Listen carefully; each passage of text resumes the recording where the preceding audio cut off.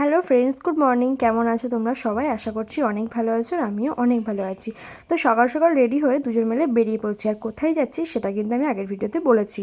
আচ্ছা, আমি বলে দিচ্ছি। আমি যাচ্ছি আমার বাপের বাড়ি, কারণ আমাদের বাড়িতে এখন হচ্ছে লিচু ভাঙা। তো বাবা দাদা ওরা একা একা সামলাতে পারে না, তার জন্য তোমাদের দাদা ভাই যতবার লিচুর সময় ও ছুটে আসার চেষ্টা করে। তো এবার ও ছুটিতেই আছে, তাই আর কি আমরা ওই বাড়িতে যাচ্ছি। তো সকাল সকাল রেডি রেডি হয়ে বেরিয়ে যাওয়ার আমার একটাই বাপের কারণ, বাড়ি সেটা থেকে আমার হচ্ছে আমরা শ্বশুরবাড়ির যাবো কিন্তু দূরত্বটা অনেক দূর, কিন্তু প্রায় 3-3.5 ঘন্টা। আর যেহেতু আমরা সকালবেলা স্কুটি নিয়ে যাব, তার জন্য একটু সকাল সকাল বেরিয়ে পড়ছি, কারণ তাহলে রাস্তার একটু ভিড়টা কম থাকবে, বেশ ফাঁকায় ফাঁকায় দুজন মিলে চলে যেতে পারবো। তাই আর কি বেশি লেট না করে সকাল সকাল বেরিয়ে পড়ছি।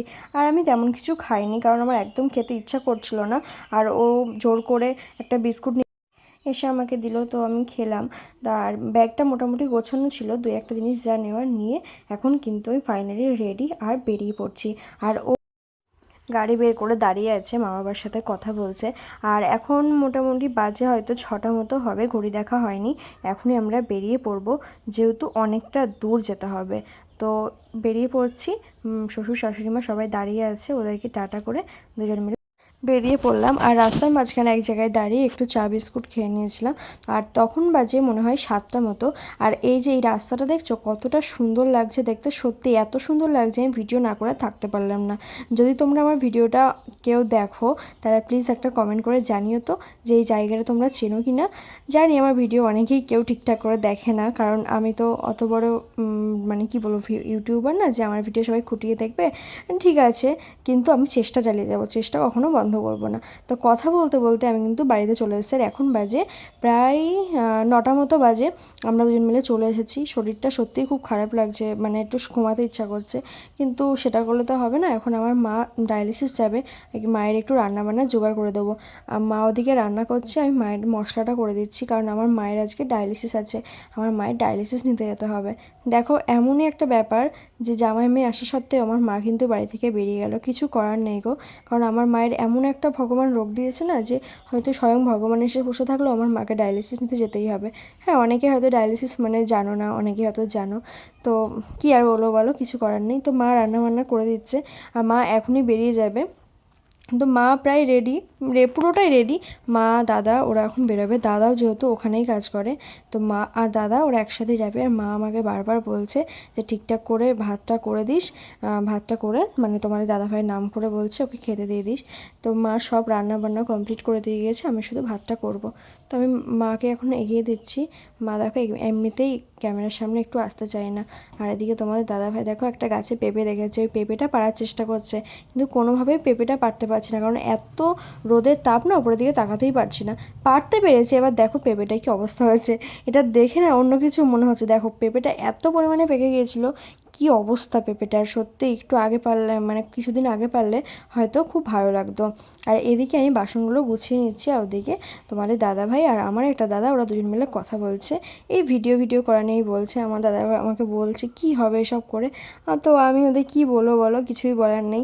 কারণ কারণ সফলতা যে আদৌ কোনোদিন পাবো কিনা সেটাও হয়তো জানি না। তো বাসনগুলো আমি ভালো করে গুছিয়ে নিচ্ছি। আর ভাতটা কিন্তু আমি করে নিয়েছি অনেকক্ষণ আগেই, ভাত করে নামিয়ে রেখেছি। আর এইখানটা করে এখন ভালো করে মুছে নেবো, কারণ একটুখানি পরে তোমার দাদা ভাইকে আমার বাবাকে, বাবা লিচু বাগানে গেছে, লিচু বাগান থেকে আসবে, তারপর বাবাকে খেতে দেবো। কারণ এখন লিচু ভাঙার টাইমে বাবা একদম বাড়িতে আসতে পারে না ঠিকঠাক টাইমে, শুধু টাইমে এসে খেয়ে আবার চলে যায়। কি করবে বলো, একদম টাইম পায় না। তো বিকালে আমি লিচু বাগানে যাব। আর লিচু বাগানের এবছর যে এত বাজে অবস্থা হচ্ছে, মানে রোদের তাপে সব লিচু পুড়ে গিয়েছে, নেই কিছু, নেই বলতে গেলেই হয়। লিচু বাগান দেখে তোমার চোখের জল চলে আসছে আমাদের। তো বিকালে যাব, তো লিচু বাগানটা দেখাবো, আর এদিকে আমার সব কাজকর্মগুলো গুছিয়ে নেবো। আর এদিকে ওরা দুজন মিলে বসে বসে গল্প করছে, আর আমি ভিডিও করছি বলে আমাকে বকছে। আমাকে আমাকে বলছে যে আমাকে ভিডিওতে নিবি না, আমার দাদাটা বলছে। আমি বললাম ঠিক আছে যাও, তোমাকে নেবো না। তো আমি ওদের সাথে বসে বসে আমিও কথা বলছিলাম, এদিকে বাসনগুলো ভিজিয়ে রেখেছিলাম। তো দেখলাম যে টাইম করে জল আসুক, তারপরে কাজগুলো করব। তো একে একে এবার কাজগুলো আমি সব গুছিয়ে নেব। বোতলগুলো সব ভরে নিচ্ছি। এরপরে বাসন মাজা, ঘর ঝাড় দেওয়া, অনেক কাজ আছে। তাই ভাবি জানো তো, অন্য মেয়েদের জীবনটা কিন্তু বাপের বাড়িতে আসলে অন্যরকম হয়। সে মেয়েটা তার মায়ের কাছে কদিন বেশ আদর যত্ন, বসে থাকা, কাজ মানে কোনো কাজের কোনো চাপ থাকে না। মানে কী বলবো, কাজটা পরের কথা। অন্য মেয়েদের জীবনটা কিন্তু বাপের বাড়িতে আসলে একটু অন্যরকম হয়। আর আমার জীবনটা কিন্তু পুরোটাই আলাদা, কারণ আমার মা অসুস্থ, আমাকে সব কিছুই করতে হবে। দেখো, যেমন আমার মায়ের এখন ডায়ালিসিস আছে, মা আমাকে রেখে চলে গেল। মানে মাকে যেতে হবে, চলে গেল বলাটা আমার ভুল, মাকে যেতেই হবে। আর এদিকে জামাই মেয়ে বাড়িতে আছে, মা যতদূর পেরেছে ওই শরীর খারাপ অবস্থাতেই কিন্তু করে দিয়েছে। আর এখন বাদবাকিগুলো আমি সব করব। তাই এটাই হচ্ছে কথা, অন্য মেয়েরা যেভাবে জীবনযাপন করে আমার জীবনটা কিন্তু পুরোটাই আলাদা। শ্বশুর বাড়িতে থাকি যখন, তখন সারাদিন কিন্তু মায়ের কথাই ভাবি যে আমি এখানে কি করছি না করছি, আর ওদিকে আমার মা কী করছে। কারণ আমার মা কিন্তু এত কাজ করতে পারে না, আমার মায়ের শরীরের অবস্থা খুব একটা ভালো না। এই জলগুলো ভরে নেব, তারপরে আমি বাসনগুলো মেজে নেব। কারণ এত রোদের মধ্যে না বসা যাচ্ছে না, খুব তাড়াতাড়ি করে কাজগুলো গুছিয়ে নিতে হবে।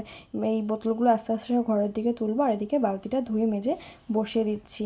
আর স্নান ধান করে তারপর ওকে খেতে দেবো। আর আমি এগুলো বাসনগুলো মাজতে শুরু করে দিয়েছি। মা ফোন করেছিল একটু আগে, মা জিজ্ঞাসা করলো যে রান্না টান্না করেছি কি না। আমি মাকে বললাম যে হ্যাঁ, ভাত করে নিয়েছি, আর স্নান করে ওকে খেতে দেবো, একটু পরে বাবা আসবে, বাবাকেও খেতে দেবো। তো আজকে বিকালে আমি মাঠে যাব, তো মাঠে গিয়ে তোমাদেরকে আমি লিচু বাগানটা ঘুরে দেখাবো, ঠিক আছে? আর এই ভিডিওটা কিন্তু অনেক দিন আগেকার ভিডিও, প্রায় ধরো 20 দিন আগেকার ভিডিও।